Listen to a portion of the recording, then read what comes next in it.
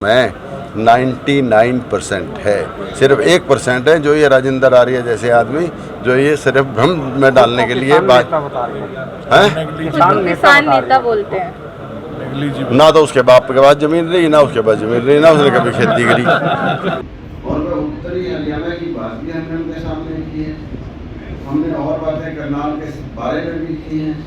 तो आपकी जो बाहर की ये बातें हैं छोटी मोटी, ये कोई बड़ी बात नहीं होंगी, लेकिन आपकी मैं तो इसलिए कह रहा हूँ ये बात क्योंकि केंद्र में सरकार आपकी बन रही है, हमारी लोकसभा की सीट यहाँ से निकलती है और भाई अभय सिंह चौटाला की क्षेत्र वाली 2 सीटें निकलती हैं, तो हरियाणा में भी एकदम बदलाव है। अक्टूबर नवंबर के महीने में ही फिर इनेलो एनसीपी गठबंधन की पूर्ण बहुमत से सरकार हरियाणा में भी बन जाएगी। तो और भी बहुत सी बातें जो आपके कभी कल्पना में भी शायद ना हो, क्योंकि जब विकास होगा, देखो माननीय शरद पवार जब हम लॉ करते थे उस टाइम भी हम चर्चा करते थे इस बात की कि भाई अप्रेंटिसशिप तो होनी चाहिए, 2 साल की हो जाए 3 साल की हो, और अप्रेंटिसशिप फीस भी मिलनी चाहिए, कम से कम 15,000 हो जाए, 20,000 हो जाए, कितना ही हो जाए, एक फंड क्रिएट होना चाहिए, भारत सरकार की तरफ से हो जाए या राज्य सरकारों की तरफ से हो जाए। इससे आगे मराठा से आगे है, कितना आगे है, लाख सवा लाख वोटों तय करें आपके। कहने के तरीके से आप अनुमान लगा सकते हो कि खट्टर इस तरह हमारे आगे नहीं है, इस टाइम वोटों में खट्टर से आगे निकले हुए हैं। इसको हमने संभालना है, इस अंतर को हमने और बढ़ाना है, और उसमें हमें आपके सहयोग की आवश्यकता है। और ज़्यादा तो मैं क्या कहूँगा, आप सारे समझदार आदमी बैठे हो, मैं अगर कुछ कहूँ तो ये मेरे पास में समझदारी नहीं होगी। आप खुद सब समझदार हो, ज़्यादा सोच सकते हो, हमारे से ज़्यादा सोच सकते हो, क्योंकि हम तो उस प्रोफेशन में नहीं है जिस प्रोफेशन में आप लगातार चल रहे हैं। बीजेपी का एक भ्रमित करने वाला प्रचार है। जिस शख्स की आपने बात की है वो अगर अपनी घरवाली की वोट भी डलवा लें ना उधर, फिर मेरी सारी बातें झूठी हैं और बीजेपी की सारी सच्ची हैं। ऐसे हर समाज में आदमी होते हैं। और जो आप कह रहे हो रोड समाज को बटा हुआ दिखाने वाला, ये भारतीय जनता पार्टी कर रही है।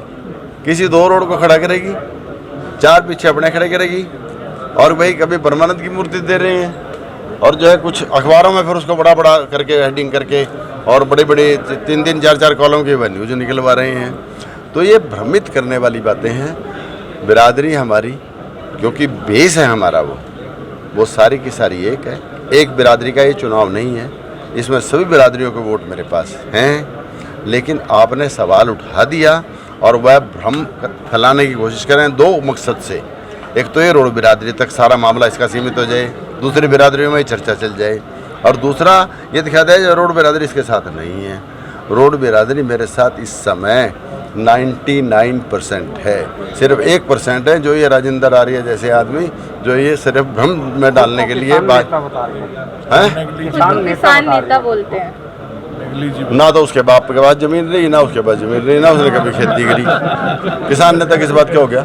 अभय चौटाला जी के साथ मेरे जुड़ने का कारण ये है कि फर्म स्टैंड वाले आदमी हैं, अंदर बाहर से एक हैं, सच्चाई की राह पे चलने वाले हैं। उनके आगे मैंने एक अंदेशा जाहिर किया था कि आज की राजनीति खराब हो चुकी है, झूठ पे चालाकी पे चल रही है।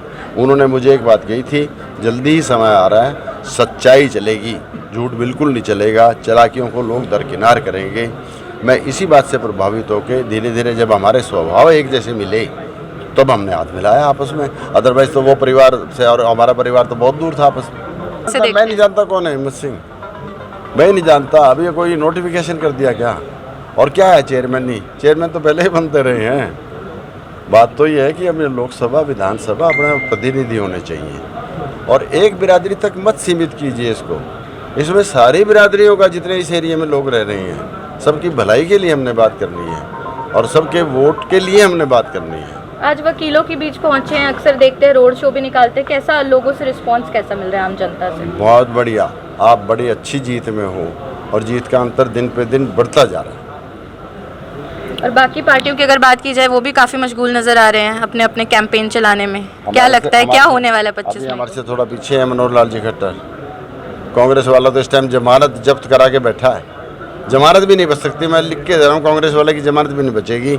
और अगर हमारा ये लोकल वाला मुद्दा लोगों के मन में घर कर गया, समझ गए लोग इस बात को तो मनोहर लाल खट्टर जी को भी आखिरी दिन तक जमानत बचाने के लाले पड़ जाएंगे।